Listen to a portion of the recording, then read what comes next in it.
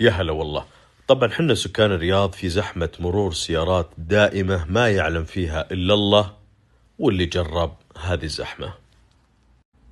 وأحيانا تكون سبب الزحمة حادث بسيط مثل هذا، عشان كذا أنا كنت أول السعيدين مترو الرياض وبنقل لك تجربتي الشخصية. حياكم الله في تجربة خفيفة لطيفة عن مترو الرياض. وتجربتي بدأت من مترو الأندلس باتجاه المركز المالي، المسار باللون البنفسجي، وبعدين راح أنزل عند المركز المالي أو كافد باخذ المسار الأزرق ونكمل. ولاحظ لي كمية الروعة في البنية التحتية للمترو، داخل على مشروع جبار. عشاق السفر، عشاق الرحلات الدولية، أنت عزيزي تعيش هذه الأجواء بشكل يومي من خلال استخدام المترو. متع ناظريك. طبعا الأطفال أقل من 6 سنوات الدخول مجاني.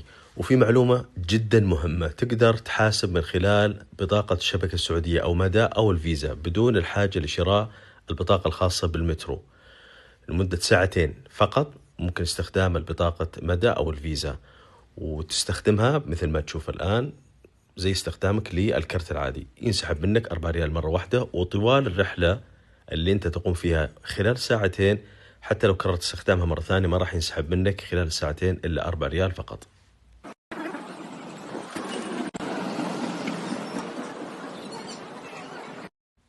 وهنا وصلنا للعربة البنفسجية اللي بتودينا المركز المالي أو كافت.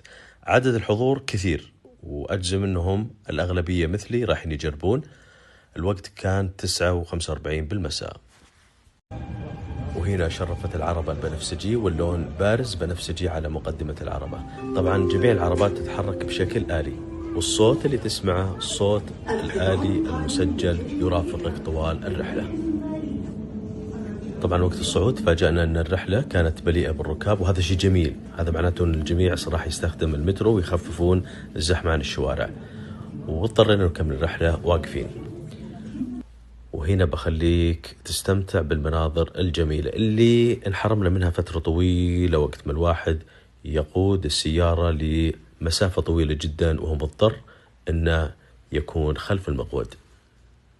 لو ضربنا وانتشينا ما رق الرياض، ما رق الرياض. تالي الليل انا لو ابي خدتها بيدها ومشيت. في كل عربة تستقلها في لوحة معلومات مثل هذه مبين فيها المسار اللي انت فيه واللي متوجه له، والمعلومات تتحدث بشكل آلي مثل ما تشوف.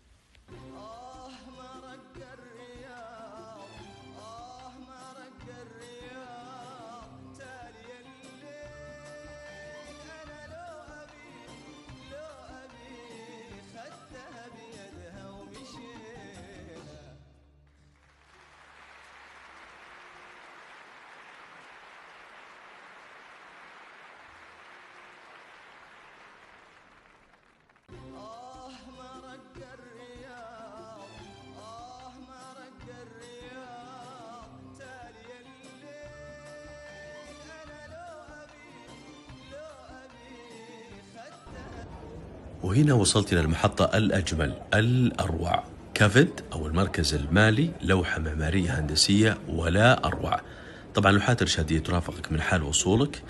المسار هذا مختص باللون الأزرق تجاه الشمال والجنوب. أنا راح آخذ تجاه الجنوب، تتبع اللوحات اللي توديك إلى الجنوب. آخر وجهها الدار البيضاء، وراح أوقف عند محطة الجوازات وهي المختصة بالاتجاه اللي أنا رايح له. وهنا أنا راكب العربة، ومجددا العديد من المناظر اللي تاخذ العقل من الرياض الجميلة.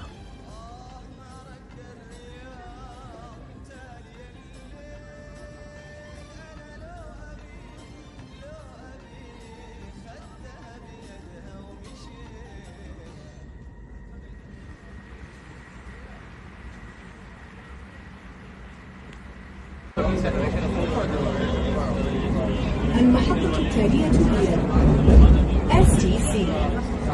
في هذه المحطة يمكنكم التبديل إلى المسار الأحمر. STC. Please change here for Red Line. وهنا أنا وصلت عند محطة التوقف، محطة الجوازات، وفي طريقي للخروج. ولا تنسى استمتع في جميع اللحظات وانت داخل وانت خارج. ارفع راسك، انت سعودي، الحمد لله، رب يحفظ لنا قيادتنا وشعبنا. كل الخدمات VIP عالية الجودة، تحفة معمارية جميلة رائعة جدا.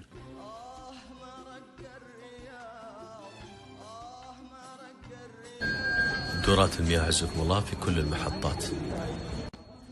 وعند الخروج لا تنسى استخدام من خلال البوابات الإلكترونية بطاقتك البنكية مدى أو فيزا اللي استخدمتها في بداية الرحلة عشان ما ينحسب عليك مبلغ إضافي. طبعا أذكرك أن الميزة هذه خاصة للرحلات القصيرة، 2 ب4 ريال فقط. وهنا انتهت رحلتي وتغطيتي، أتمنى تكون استمتعت واستفدت. واستخدموا المترو لا يفوتكم. اكتب لي بالتعليقات إيش أكثر شيء أعجبك. تحياتي.